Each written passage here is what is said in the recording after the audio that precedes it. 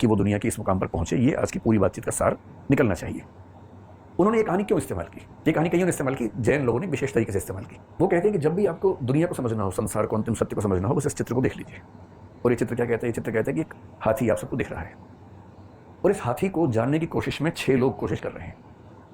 ये 6 के 6 लोग कहानी के हिसाब से नेत्रहीन है, देख नहीं सकते हैं, पर इनकी इच्छा है जानने की। यहाँ नेत्रहीन एक मिथक, एक प्रतीक के रूप में है तो हम सब भी नेत्रहीन हैं। हमारे पास बस 2 आंखें, हमको लगता है कि बहुत खतरनाक चीज़ हमारे पास है। सच बात तो है कि 2 आंखों से भी इतना कुछ दिखता नहीं है जितना हम सोचते हैं कि हम देख लेंगे। तो कहानी का प्रतीक ये है कि ये 6 लोग नेत्रहीन हैं, देख नहीं सकते हैं। जा रहे थे, इनके सामने एक हाथी आ गया।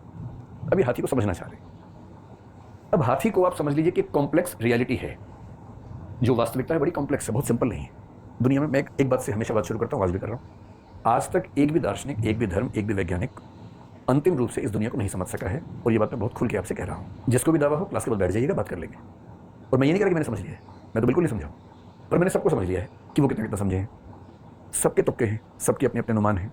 कुछ के तुक्के ज़्यादा वैज्ञानिक हैं, कुछ के तुक्के ज़्यादा तार्किक हैं, कुछ की सोच ज़्यादा शार्प है, ज़्यादा बारीक है, कुछ की सोच कम बारीक है। पर ये संसार इतना बड़ा रहस्य है कि आज तक दुनिया में कोई समझ नहीं पाया है। और अगर कोई क्लेम करता है कि उसने समझ लिया है तो वो मजाक की बात है, हंसी मजाक की बात है। किसी को अगर भरोसा है, कोई छोटा सा बच्चा हो, आपको बोले मैं सब जानता हूँ, मैं सब जानता हूँ, तो आप क्या करेंगे? उसको आप चिकोटी काटेंगे उसी गाल पे कि तुम सच में बहुत प्यारे हो, तुम सब जानते हो। आपको पता है कि वो नहीं जानता है, पर उसे भरोसा है कि वो जानता है। यही स्थिति दुनिया में हम सब लोगों की। हमको भरोसा है कि बहुत जानते हैं, हम लोग कुछ नहीं जानते हैं, बहुत ही कम जानते हैं। उसी में से थोड़ा सा हम पढ़ेंगे यहाँ पर। रियलिटी बहुत कॉम्प्लेक्स है। ये 6 लोग जानना चाह रहे हैं और इनके पास जानने की क्षमताएं कम है। हमारे पास भी बहुत कम क्षमता है जानने की, इनके पास तो दुर्भाग्य से 2 आंखें भी नहीं है। अब इनमें से एक ने पकड़ लिया इसका दांत।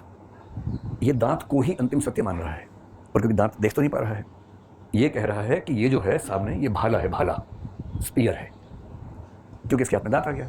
इसने दुनिया को दांत के माध्यम से भाला समझ के देखा। एक भाई सब पीछे घूम रहे थे, पूछ लेके खड़े हुए हैं। ये कह रहे हैं दुनिया जो है रस्सी के समान है, the world is like a rope, क्योंकि उसके हाथ में हाथी की पूंछ आ गई है। इतनी सी बात है। जिसके हाथ में हाथी की सूंड है वो कह रहा है कि अरे भागो भागो भागो, अजगर आ गया है। उसको लग रहा है कि जो मेरे सामने चीज़ है वो अजगर है, पाइथन है, उससे डरने की जरूरत है। एक ने पकड़ लिया है कान। अगर आपने गांव की जिंदगी देखी तो हाथ वाले पंखे झला करते थे पहले, ये पंखे का साइज वैसा ही है। और ये कह रहे हैं कि ये तो पंखा है, जो हाथ से झुलने वाला पंखा होता है, ये पंखा है, ये अजगर नहीं है, ये रस्सी नहीं है, ये पंखा है। जिसके हाथ में आ गया है पैर, वो कह रहे हैं अरे भाई खंबा है, खंबा, ये एक पोल है। और जिसने छू लिया है इसके पेट को, छू छू के थक गया, खत्म नहीं हो रहा, वो कह रहा है कि नहीं ये तो बहुत बड़ी दीवार है, दिस इज ए वॉल। 6 के 6 लोग अपने अपने नजरिए से हाथी को जानने का प्रयास कर रहे हैं, कोई नहीं जान पा रहा है। और इसके 2 कारण हैं। इसलिए जैन फिलोसफी के 2 सिद्धांत सबसे सुंदर है। अगर आप कम पढ़ना चाहेंगे तो हम केवल 2 की बात करेंगे, आप थोड़ा ज़्यादा जाना चाहेंगे तो बाकी का भी हल्का जिक्र कर लेंगे। सबसे जो ब्यूटीफुल प्रिंसिपल्स जैन फिलोसफी के हैं वो 2 हैं। एक कहता है कि ये जो सत्य है बहुत ही कॉम्प्लेक्स है। इस कॉम्प्लेक्सिटी ऑफ ट्रुथ के सिद्धांत को बोलते हैं अनेकांतवाद। आपने ये शब्द जरूर सुना होगा, अनेकांतवाद। जो जैन बच्चे बैठे हो तो रोज सुनते हैं सुबह शाम घर में पापा मम्मी से कि अनेकांतवाद, अनेकांतवाद। हालांकि मेरे बहुत जैन बच्चों से मेरा परिचय है, समझते वो भी नहीं है। जब मैं उनसे मौके इंटर पूछता हूँ कि अंतर बताओ तो गोल गोल बात करते हैं। तो उनको भी थोड़ा समझने की जरूरत है कि कितना गहरा सिद्धांत बाई चांस आपकी झोली में गिरा हुआ है, आपको पता होना चाहिए वो क्या है। और इस कॉम्प्लेक्स रियलिटी को जानने के प्रोसेस में हम लोग जो मूर्खताएं कर रहे हैं, उन मूर्खताओं को समझने का जो तरीका है, उस सिद्धांत का नाम है स्यादवाद। SYADVADE, स्यादवाद। स्यात एक शब्द संस्कृत का, उससे बना है स्यादवाद। तो जब भी कोई आपसे पूछे कि जैन फिलोसफी क्या है, कुछ ना सूझे बोलिए जैन फिलोसफी का मतलब है अनेकांतवाद और स्यादवाद। और इन दोनों को समझ लिया, क्या बोलते फिल्मी भाषा में, इन दोनों को समझ डाला तो लाइफ झींगा डाला। ये क्या होता है मुझे पता है, झींगा डाला। मैंने कई बार सोचा कि ढूंढू ये होता क्या है, मुझे आज तक नहीं पता लगा क्या होता है, पर ये कुछ होता है, जो भी होता है। और इसलिए जब हम जैन फिलोसफी को ब्रेक करते हैं, और ब्रेक करने का मतलब है जब कुछ पार्ट्स में डालते हैं, मैं आपको याद दिला दूं, अगर 4 वीडियोस नहीं देखे कि किसी फिलोसफी के 3 हिस्से होते हैं। एक को बोलते हैं मेटाफिजिक्स यानी तत्व मीमांसा, एक को एपिस्टेमोलॉजी यानी ज्ञान मीमांसा, तीसरे को इथिक्स यानी नीति मीमांसा। आपको ऐसा लग रहा होगा शायद कुछ लोगों को कि पहले तो क्रम अलग था, ये ऊपर होता था, ये नीचे होता था। केवल जैन फिलोसफी को पढ़ने के लिए हमें मजबूरी में पहले मेटाफिजिक्स को पढ़ना पड़ता है, फिर एपिस्टेमोलॉजी पे आती है, क्योंकि इनमें कनेक्शन बड़ा गहरा है। और बिना इसकी मेटाफिजिक्स को समझे इसकी एपिस्टेमोलॉजी को नहीं समझ सकते। मेटाफिजिक्स का मतलब क्या है? सिंपल सी बात है, दुनिया का अंतिम सत्य क्या है, सत्ता किसकी है, क्या एग्जिस्ट करता है, इसको बोलते हैं मेटाफिजिक्स। और मेटाफिजिक्स में जो जैन मेटाफिजिक्स है उसका नाम है अनेकांतवाद। मेटाफिजिक्स के अंदर मुख्य रूप से 3 सवाल होते हैं। पहला होता है ईश्वर, ये सब कुछ किसने बनाया, ईश्वर है नहीं है तो कितने हैं, मिलके काम करते हैं या एक ही है, कैसे दुनिया बनाई उसने, मिट्टी कहाँ से लाया, वो सब, इन सबको बोलते हैं ईश्वर मीमांसा या थियोलॉजी। दूसरा सवाल होता है जगत यानी कि संसार, दिस वर्ल्ड, ये वर्ल्ड कैसे बना। जैसे जैन लोग ईश्वर को नहीं मानते हैं लेकिन जगत को मानते हैं, तो ये संसार कैसे बना उनको बताना पड़ता है। और तीसरा सवाल होता है आत्मा, जो हम सबको लगता है कि हमारे अंदर है कि नहीं पता नहीं, लेकिन हम सबको भरोसा तो है कि हमारे अंदर आत्मा होती है। जैन लोग मानते हैं कि आत्मा होती है। बौद्ध लोग मानते हैं कि नहीं होती है, जिंदा वो भी है, जिंदा ये भी है, और क्या पता होती है कि नहीं होती है, लेकिन सबके अपने अपने थॉट्स है, कोई मानता है कोई नहीं मानता है, लेकिन हमें तो ये समझना है कि सबने किस किस तरीके से दुनिया को समझने की कोशिश की।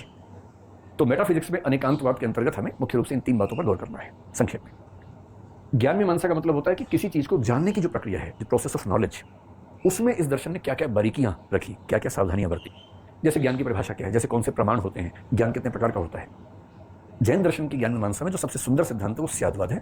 इसके अलावा हम थोड़ा सा देखेंगे ज्ञान के कितने प्रकार हैं। जैसे वो बड़ी सुंदर बात करते हैं, हमें ऐसा लगता है जैसे मैं पेन आपके सामने रखूं, आपने पेन को देखा, आप सोच सकते हैं कि आपने पेन को देखा और 1 सेकंड में हो गया। जैन दर्शन ने इसके भी 4 स्टेप्स बताए हैं कि ये 4 स्टेप्स में होता है, ऐसे नहीं होता है।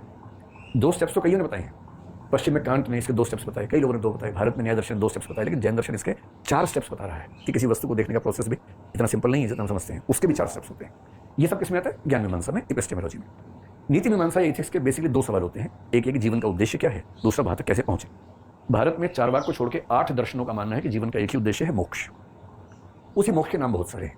जैन लोग उस मोक्ष को कैवल्य कह देते हैं, बौद्ध लोग निर्वाण कह देते हैं, कोई उसको अपवर्ग कह देते हैं, जैसे न्याय दर्शन आमतौर पर अपवर्ग कह देता है, निश्चयस शब्द भी चलता है, मुक्ति भी चलता है, तो कई अलग अलग नाम उसके चलते हैं, लेकिन जैन दर्शन में सामान्यतः जो नाम इसका दिखता है वो क्या है? कैवल्य। आपने सुना भी होगा, केवल ज्ञान, केवल ये सब शब्द सुने होंगे, तो कैवल्य। ये 3 चीजें हमें समझनी है मुख्य रूप से, एकांतवाद और स्यादवाद।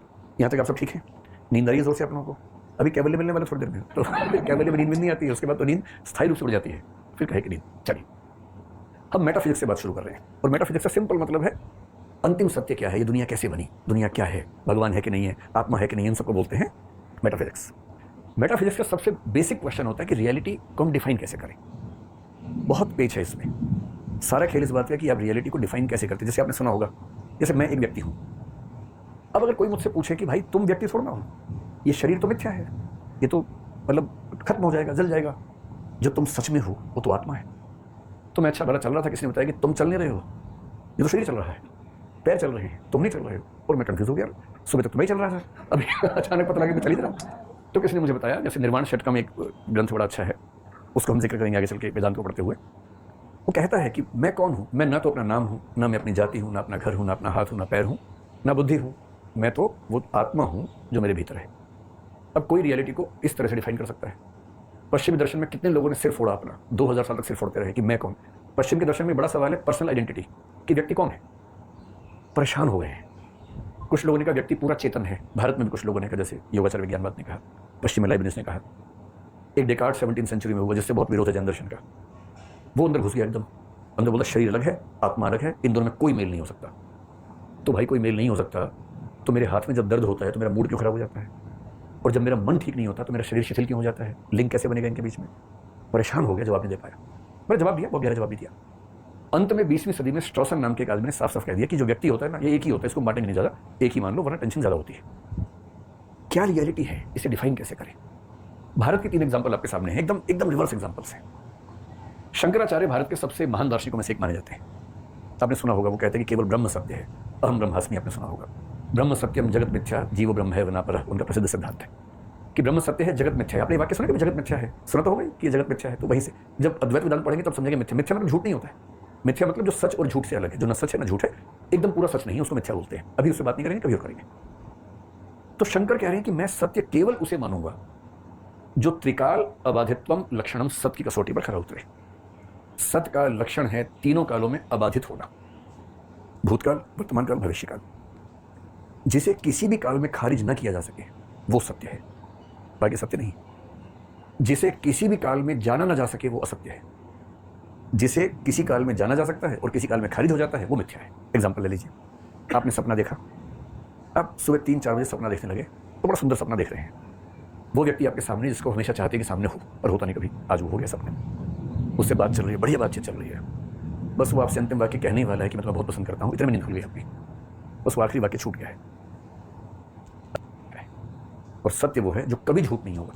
कृष्ण के शुरुआती लोग हाल के दिख रहे हैं, लेकिन मेरे आज अगर मैं 50 बहुत सारे ऐसे आइटम्स मिले जुले चल रहे हैं, सत्य यानी कि बहुत सारी विशेषताएं होती हैं। कुछ विशेषताएं होती हैं नित्य,